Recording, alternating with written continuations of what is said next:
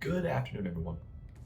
Welcome back to Jlunce Reviews, a show where I give my opinion on the newest music releasing, so I can get eviscerated in the comment section. But for this video, I have a feeling that that is less likely to happen, as I was actually contacted by a member of a lesser-known musical group named Sightseeing Crew. They asked me to put out a review of the latest record that dropped in June, where I can give my feedback and begin some exposure as an artist, so more people like you guys can give them a listen. But I don't know, I've never done anything like this before. I don't really know why they give a shit about what I have to say, because my insight is about as useful as Anthony Richardson is in the passing game. I'm just kidding. But still, I thought it sounded like a good idea, and I'm always excited to see the output of up-and-coming artists, since some of my favorite music of all time has come from that same realm, and will continue to as the mainstream goes to shit. So yes, today we're going to be talking about Let the Deadstock Breathe by Sightseeing Crew, who, despite the collective name, is actually spearheaded by Andrew, whose last name is anonymous, just out of respect, from Reading, England. And this appears to be their debut album, as I don't see any other release online that precedes this one in any way. But yeah, based on what Andrew has shared about his experiences making this album, and the way it's been described in Album of the Year and other streaming platforms, he aimed to create a scenic, unconventional mix of progressive rock and psych rock generally. And I would say that that description did hold true when I listened to this thing. I would say the album is unconventional. It does have a fairly unique sound, and I think that overall Andrew did a pretty good job crafting these songs. But that's not to say this project doesn't have some key influences, such as maybe some of the woozier, abstract psych production of Zombies, but especially 60s Pink Floyd, or more specifically the Syd Barrett era. The lengthy cuts on this thing definitely play out like long pleasure passages through a fantastical garden or a wispy magical forest or something, like many tracks off of Piper at the Gates of Dawn. But I would say that Andrew differentiates himself enough from the sound in a few key ways. One is that much of the effects and layers of production on this album are done digitally, and much of the time the electronic sound in this thing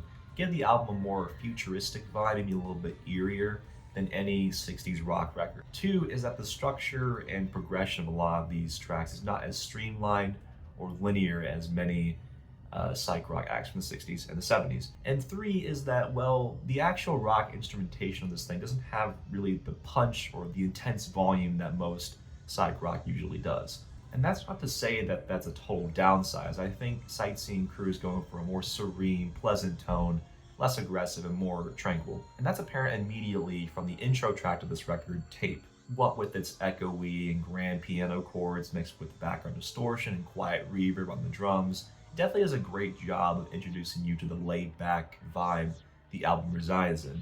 As the track continues, the reverb gets a little more aggressive, and the mix becomes more mixed, for lack of a better word.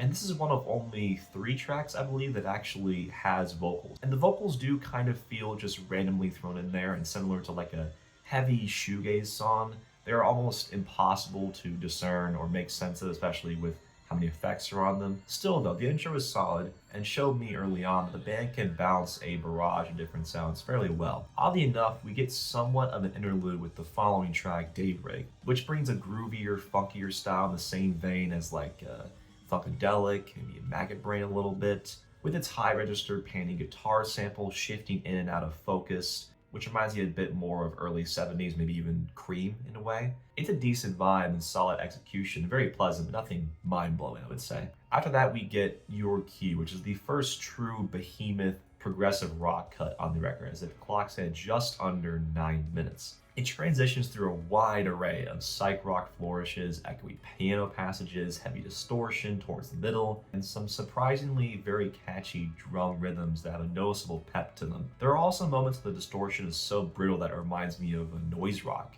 in a way. And interspersed are obviously some woozy, druggy digital synths akin to a space rock song. All of this creates an instrumental that is very wild, very zany, and varied, always catching your ear with something new, but at some point the formless nature of it does make the song drag a little bit, even if the execution is still there in spades. And I'm not saying that there is no structure to it at all, it's just that I wish the song stuck to a specific section for them, like 10 seconds before it throws in another synth, another drum lead, another guitar pan. But following that, we do get was probably my favorite track on the record with Licks. And this track does a much better job of progression when it comes to the instrumental, as each section of it feels well defined, clean, and well done.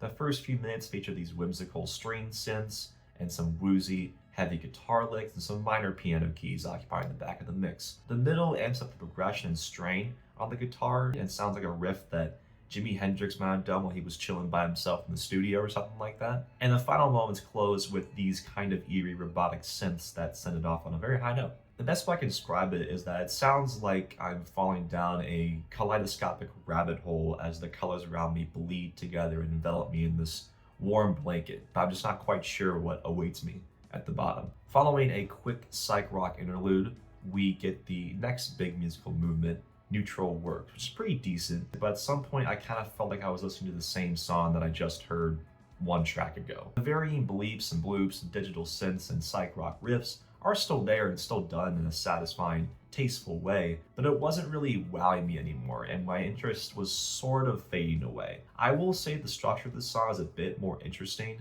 what with it having a faster pace towards the beginning and slowing down gracefully until a 30-second freak out at the end and then a minute-long dive back down to earth. However, the last two tracks, Grand and Weary, did end up winning me over, the former of which has a heavy psych rock mix, and the laces of reverb delicately placed throughout really gives this constant stream of nice ear candy, like the effect that dream pop can have. Not that any of the aesthetics of the song scream dream pop or anything, but it achieves the same feeling just in a different way. And for the few moments that they appear, the vocals in this track are calming and have a hypnotizing effect, and overall I think Andrew definitely could have used the vocals a bit more to add more of a thematic focus rather than just rely on the instrumentals. And Weary finishes the album off on a fairly strong note, especially since it's easily the most unique and frenetic music on the entire project. The propulsive bass drums add this punch to the production that hits you such a visceral level. Since most of the drums have been in the quieter end of the mix for each of the previous tracks,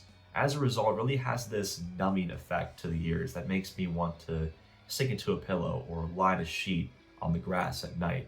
Sounds very otherworldly. The almost acid rock freakout towards the end, followed by the spooky high-pitched synths and the grand piano chords that act as the epilogue, gives the album a nice bookend as well. And yeah, 8 tracks, and that's the record. A very breezy 40 minutes, I would say.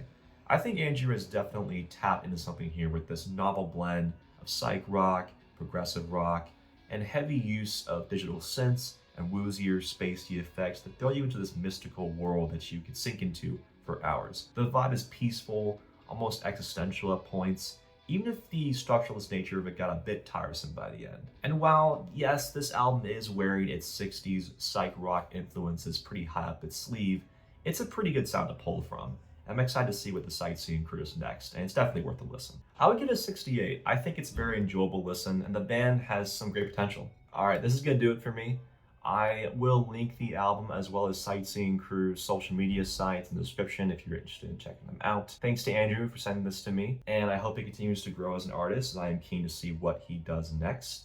If you are also an aspiring artist and wish to collaborate with me or want to know my thoughts on an album, please shoot me a message in the comments, and I'd be willing to respond for sure. Like and subscribe and leave a comment letting me know if you're going to check this thing out. Busy week this week, y'all gotten 3 videos, but don't expect this every week because I am a bit tuckered out, to be honest. But yeah, have a wonderful day, and peace out.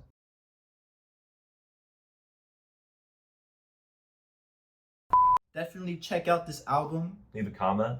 Leave a comment. What you think of it? Tell us what you think about the album, and tell us what you think about him. Him? Because I am him. He is him. I am. I'm cutting that out, by the way. W-Mans.